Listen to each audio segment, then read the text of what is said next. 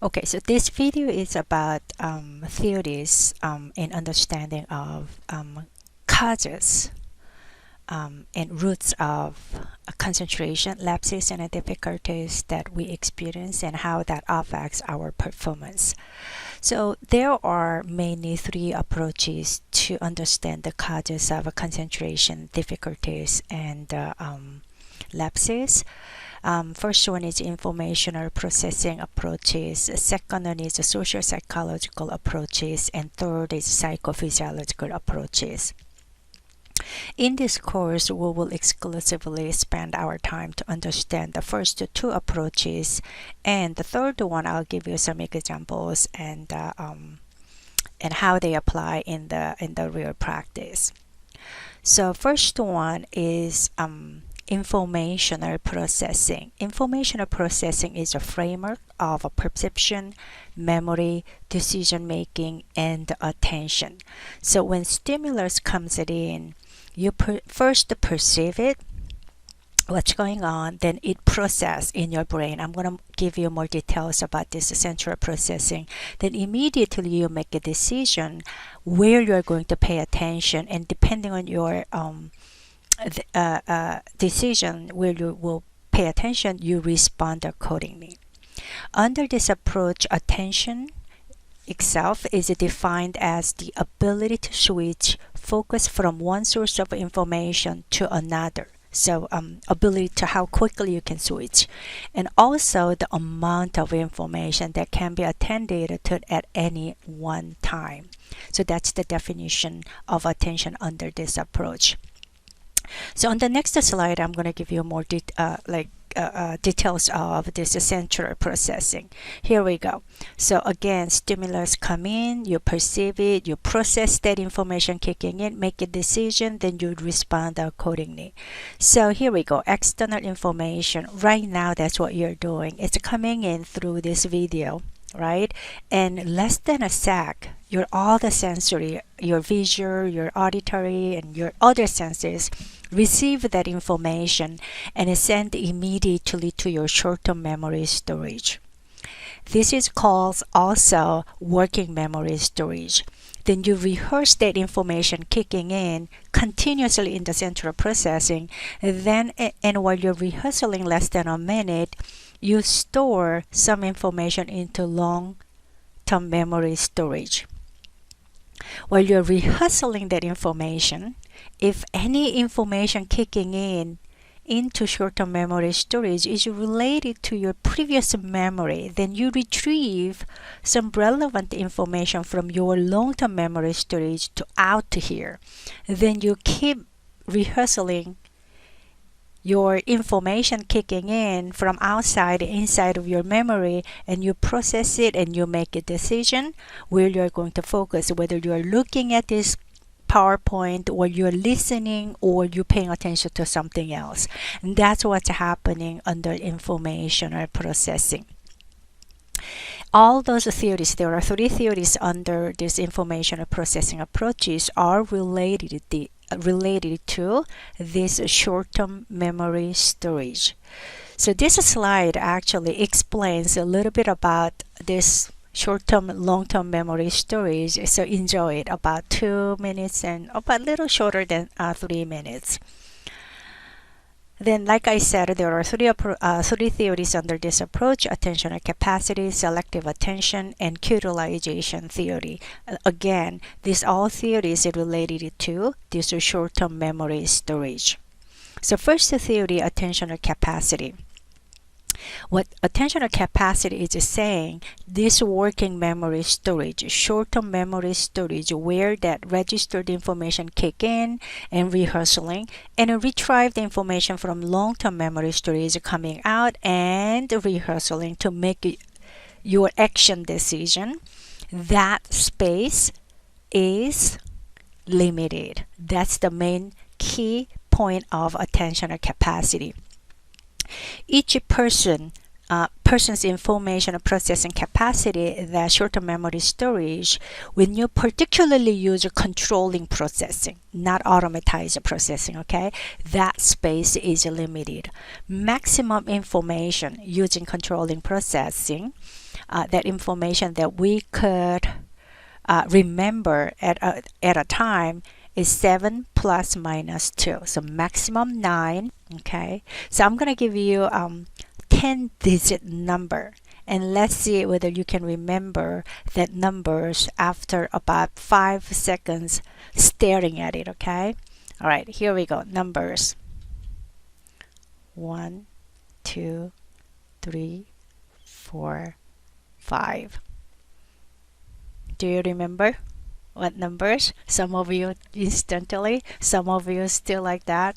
I think students does a good job. There is a reason for that. So that was the number.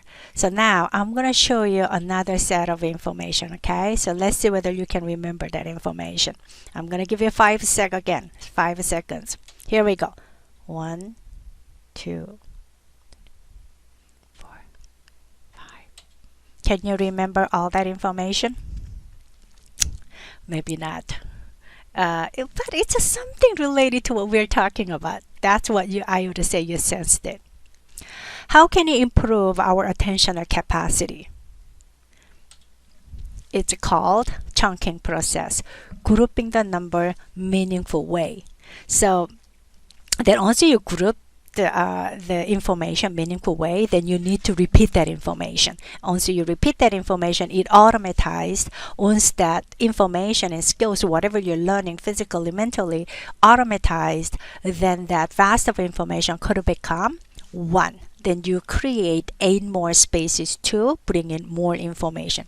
Critical skill for study, critical skill to learn physical skills as well, particularly complex skills. Here, how did you chunk the first 10 digit? You already have a previous information. You know 415 is our area code. So you chunk them instantly using your previous experience. 338, some of you may know. That's the campus prefix, right? Then 2244, you use the pattern. Then you chunk them. All of a sudden, 10-digit number became, as you are chunking them meaningful way, and repeat 415, 338, 2244 became 1 information. That's the department, the main office phone number, right? Then you created more space to add more information. That's the way to go. How about this one? This is about 10 information here. If this 10 information is new to you, it's just perplexing. So how do we memorize all this to create more space so that you can add more information into your working memory storage? Chunk them.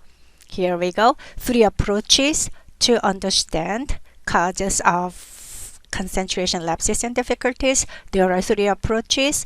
Under there are different theories. Initially comes in as 10 information. As you're chunking them, repeating them, and later on it becomes what? 1 information. Because you chunk them, it becomes 3 major approaches, and other information comes out automatically. That's the way to also study vast of information when you are in school. Okay, so that's attentional capacity. I want to show you another one. Look at this one.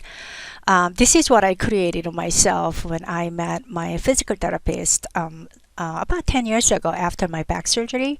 And first time he got so excited to meet me because he was our SF state graduate, and he majored in kinesiology also. So he met kinesiology faculty, and he wants to give us all everything that he knows. So first day, 30-minute session, he started giving me 1, 2, 3, 4, 5 total, like 5 different activities that I can do from home to strengthen my back. And then after 5-1, and I said, wait, can I put this one down on the paper? Can you give me a paper and a pen so that I can put what I'm learning here? And I started putting in, and then after floor exercise, he was moving to ball exercise, and he started giving on and on and on. What did he do? Overloaded my brain. I would say I could remember this based on my previous exercise experience and my background. However, can you imagine those who are not familiar with the physical movement and then giving this much information and overloading it, we are killing their motivation. So we got to remember, when we provide information, it needs to be chunked away, meaningful way, so that your followers, even yourself, can remember what you're supposed to do. Second theory under information processing is called the selective attention. It's a human's ability, it's our ability to gate out or ignore irrelevant information. It could be voluntary or it could be involuntary. So voluntary case, right now you're looking at this PowerPoint for the lecture and then listening to me. You selected voluntarily so that you can learn, gating out all other unnecessary information voluntarily. However, involuntarily, something could take your attention away from the task that you're paying attention. For example, all of a sudden you have a thriving pain on your tummy. Then it's a survival related one. Take your attention away from your current task.